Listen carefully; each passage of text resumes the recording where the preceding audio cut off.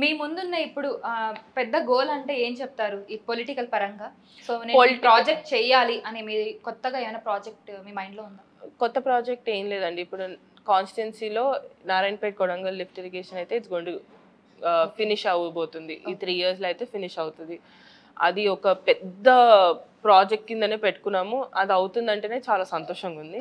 దాంతో పాటు యంగ్స్టర్స్ అండి, ఎంప్లాయ్మెంట్ మా దగ్గర అసలు మీరు చూస్తే ఎంతమంది చదువుకున్న పిల్లలు ఉన్నారంటే వాళ్ళకి ఎంప్లాయ్మెంట్ సరిగ్గా లేక దే ఆర్ గోయింగ్ బ్యాక్ స్టడీస్లో కానివ్వండి, దేంట్లో కానివ్వండి. సో ఆ ఎంప్లాయ్మెంట్ జనరేషన్ కోసం అన్నా కొంచెం ఏమన్నా సెక్టర్స్ అని ఫ్యాక్టరీస్ ఏదో ఒక విధంగా హెల్ప్ చేయాలి అని చెప్పి అదొక థాట్ ప్రాసెస్. సో దట్ ఒక ఫ్యాక్టరీ నేను ఇప్పుడు కూడా అంటాను, ఇప్పుడు నాకు రోజు వచ్చే జాబ్స్ లిస్ట్ చూస్తే ఇంత కట్ట ఎంతనో కట్ట వచ్చిందండి ఇప్పుడు. చదువుతారా మీరు అవన్నీ? చదువుతానండి ఆబ్వియస్లీ. అప్పుడు వచ్చినప్పుడు చదివేస్తాను, పక్కన పెడతాము. కానీ మనం దాన్ని ఎట్లా కరెక్ట్గా ఇంప్లిమెంట్ చేయాలనేది విల్ టేక్ టైం అండి.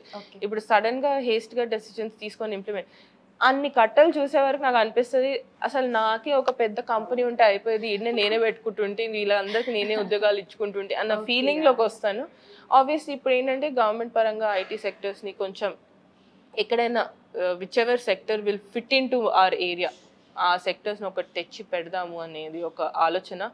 ఇప్పుడు చాలా ఫేమస్ అయ్యాయి నారాయణపేట సారీస్ కానీ చాలా మీకు ఎలా అనిపిస్తుంది? మీకు ఇష్టమేనా? నాకు ఇష్టమే అండి. కానీ ఒకటే ఏంటంటే వాళ్ళకి ఎక్కడనో అక్కడ బిగినింగ్ ఉండాలనేది థింకింగ్. సో వాళ్ళకి ఇంప్లిమెంటేషన్ ఆ చేనేత రంగం కానివ్వండి అట్లా ఇంకా 2-3 ఉన్నాయండి. ఇప్పుడు దెర్ ఆర్ ఇష్యూస్. ఒకటి ఏంటంటే ఫార్మర్స్ ల్యాండ్ తీసేసుకొని ఆడ ఫుడ్ ప్రాసెసింగ్ యూనిట్ అట్లాంటివి కాకుండా అవైలబుల్ ల్యాండ్లో, గవర్నమెంట్ అవైలబుల్ ల్యాండ్లోనే చేద్దాము అన్న థాట్. సో చాలా ఉన్నాయి రన్నింగ్ థాట్స్. మేబీ ఒక 1-2 yearsలో అన్ని ఇంప్లిమెంటేషన్లోకి వస్తాయి. ఓకే. సో జనరల్గా పొలిటికల్గా ఎమ్మెల్యేలు, ఎంపీలు అలా ఉన్న వాళ్ళు బిజినెస్ కూడా చేస్తూ ఉంటారు.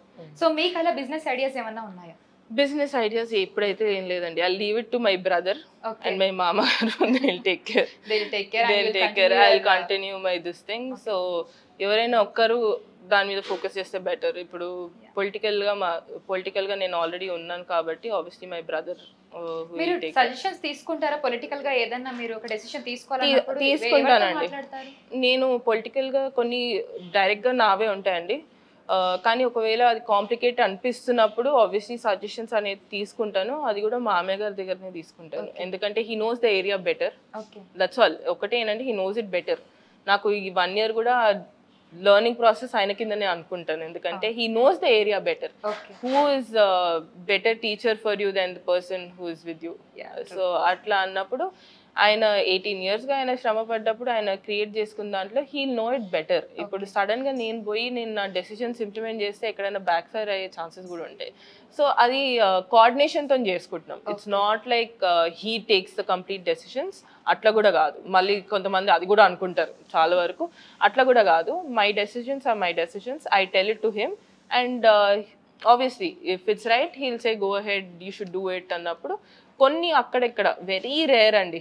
ఒక్కటో రెండో నో అని ఉంటారు. ఇప్పటివరకు నేను ఒక 100 డెసిషన్స్ తీసుకుని ఉంటే ఒకటో రెండో నో అని ఉంటారు. మిగతా అన్ని he gave me a free hand. Learn by your self, make decisions by your self.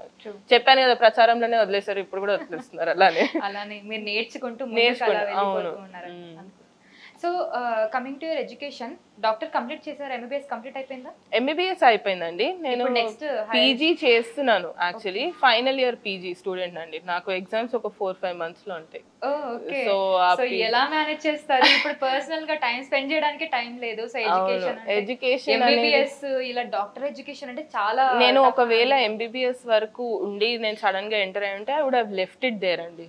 ఇప్పుడు పీజీ నేను 2 years కష్టపడ్డాను ఆల్రెడీ కష్టపడ్డాక నేను ఎంటర్డ్ ఇంటూ పాలిటిక్స్. ఇప్పుడు ఉట్టి ఫైనల్ ఇయర్ 1 year ఉందండి. ఫినిష్ చేసుకుంటే ఇట్ ఈస్ ఇష్టంతో చేసుకుందాన్ని ఫినిష్ చేసుకుంటే నాకన్నా రేడియాలజీ అండి. రేడియాలజీ. ఓకే.